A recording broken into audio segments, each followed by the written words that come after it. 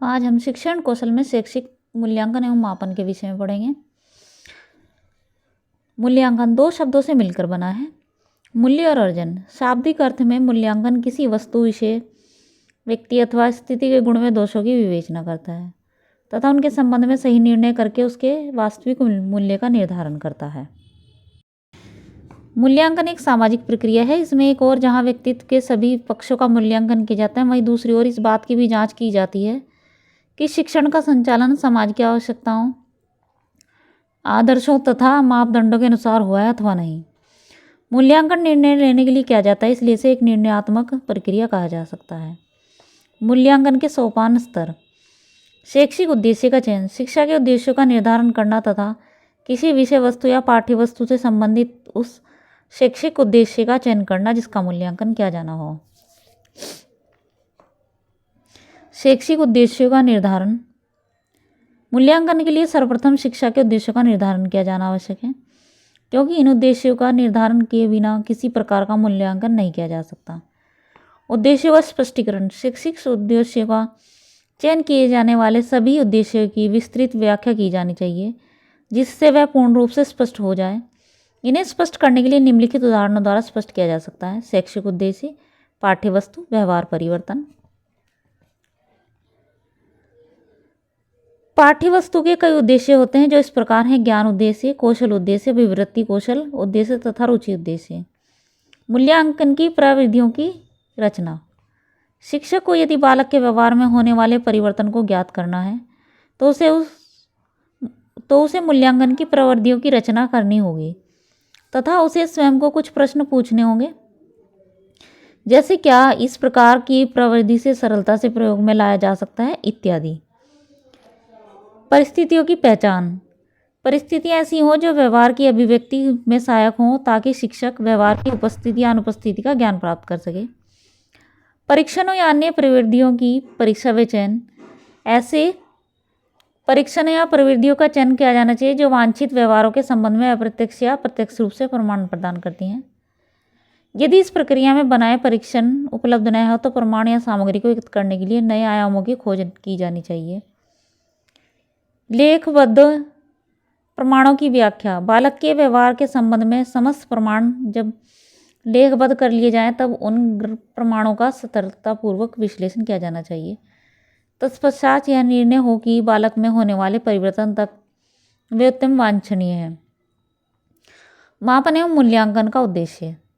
छात्रों ने शिक्षण और अधिगम प्रक्रिया के आधार पर जो ज्ञान अर्जित किया है उसकी जांच करना मापन एवं मूल्यांकन का प्रमुख उद्देश्य है। छात्रों को व्यक्तिगत भिन्नताओं का ज्ञान प्राप्त कराना। मूल्यांकन का सीधा संबंध शैक्षिक उद्देश्यों से होता है, अतः मूल्यांकन के निर्धारित उद्देश्यों के अनुसार ही मूल्यांकन और उपकरणों का प्रयोग किया जाना चाहिए। मूल्यांकन की तथा उपकरण का प्रयोग करते समय इनकी उपयोगिता के संबंध में मूल्यांकनकर्ता को पूर्ण ज्ञान होना चाहिए। इनकी विशेषताओं सीमाओं को ध्यान में रखते हुए ही इन्हें उपयोग में लाना चाहिए। मूल्यांकन प्रक्रिया में निर्णय एवं मूल्य अत्यंत आवश्यक है, अतः शिक्षा के प्रत्येक स्तर पर वस्तुनिष्ठ एवं परिपक्व निर्णय होना चाहिए।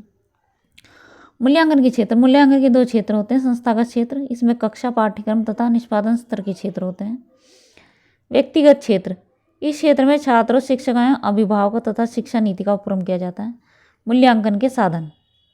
मूल्यांकन के निम्नलिखित उपकरण तथा साधन हैं: अनुदेशन, शिक्षण, प्रदर्शन, वार्ता, साक्षात्कार, पृष्ठपोषण तथा तुलना। मूल्यांकन के प्रकार। यह 3 प्रकार का होता है: लिखित, मौखिक, साक्षात्कार। साक्षात्कार 2 प्रकार का होता है: प्रमापी तथा अप्रमापी। मापन। मापन किसी भी अवलोकन को परिमाणात्मक रूप से व्यक्त करना है, अर्थात भौतिक पदार्थ के गुण अथवा विशेषताओं के परिमाण को अंकात्मक रूप देना मापन कहलाता है। शिक्षा के क्षेत्र में जब हम एक विद्यार्थी की योग्यता या विशेषता की मात्रा को गणितीय इकाइयों में व्यक्त करते हैं तो शिक्षा में मापन कहलाता है। मापन के स्तर।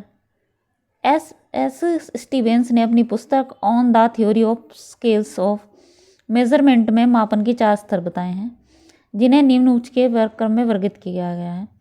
शाब्दिक नाम मात्र स्तर। इस प्रकार की मापनी में हम मात्र कक्षा या समूह की संख्या का प्रयोग करते हैं, इसलिए इसे शाब्दिक या वर्गीकरण मापनी भी कहा जाता है। इसमें व्यक्तियों या वस्तुओं की किसी विशेषता के आधार पर कुछ समूहों में विभाजित कर दिया जाता है और प्रत्येक समूह को एक नाम, संख्या, चिन्ह, कोड दे दिया जाता है। क्रमित स्तर, इस प्रकार की मापने में व्यक्तियों को किसी गुण की मात्रा के आधार पर निम्नतम से उच्चतम के क्रम में व्यवस्थित किया जाता है तथा इस आधार पर निर्मित प्रत्येक वर्ग को एक नाम या चिन्ह प्रदान किया जाता है। अंतराल स्तर, इसे समान इकाई मान भी कहा जाता है। इसे व्यक्तियों या वर्गों के मध्य की दूरी के अंकों के माध्यम से ज्ञात किया जाता है। इसमें प्रत्येक अंक की दूरी या अंतर समान होता है। सम दूरी पर व्यवस्थित अंक इस मापनी की इकाई होते हैं। अनुपात स्तर, अनुपात मापनी सर्वाधिक वैज्ञानिक और विश्वसनीय मानी जाती है। इसमें अंतराल मापनी की भी सभी विशेषताओं के साथ साथ एक वास्तविक शून्य बिंदु होता है।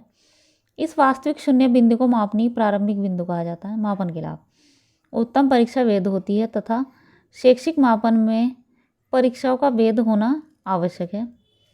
अच्छी परीक्षा विश्वसनीय होनी चाहिए। यदि किसी परीक्षा को एक ही समूह को दोबारा दिया जाए तो समूह के व्यक्तियों के अंकों में अंतर नहीं होना चाहिए। एक उत्तम प्रकार की परीक्षा वस्तुनिष्ठ होती है। अच्छी परीक्षा का प्रमुख लाभ यह है कि उसका प्रयोग अंकन एवं प्रदत्तों की प्राप्ति से व्याख्या करना सरल हो जाता है। मापन और मूल्यांकन में अंतर, इधर मापन है इधर मूल्यांकन, कि इसमें अंतर क्या है। मापन किसी वस्तु का संख्यात्मक विवरण होता है। मूल्यांकन में गुण या विशेषता का मूल्य निर्धारण किया जाता है। मापन केवल मात्रात्मक होता है और मूल्यांकन कैसा होता है, मात्रात्मक तथा गुणात्मक दोनों तरह का होता है।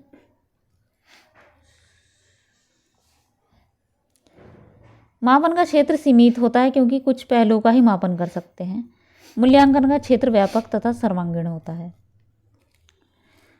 मापन में कम समय लगता है, मूल्यांकन करने में समय अपेक्षाकृत अधिक लगता है। मापन पाठ्यवस्तु केंद्रित होता है, मूल्यांकन उद्देश्य केंद्रित होता है।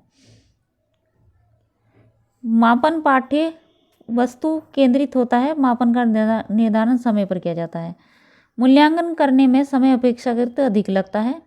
मूल्यांकन के द्वारा भविष्यवाणी की जा सकती है कि शिक्षार्थी की वर्तमान स्थिति के आधार पर भविष्य में क्या स्थिति होगी।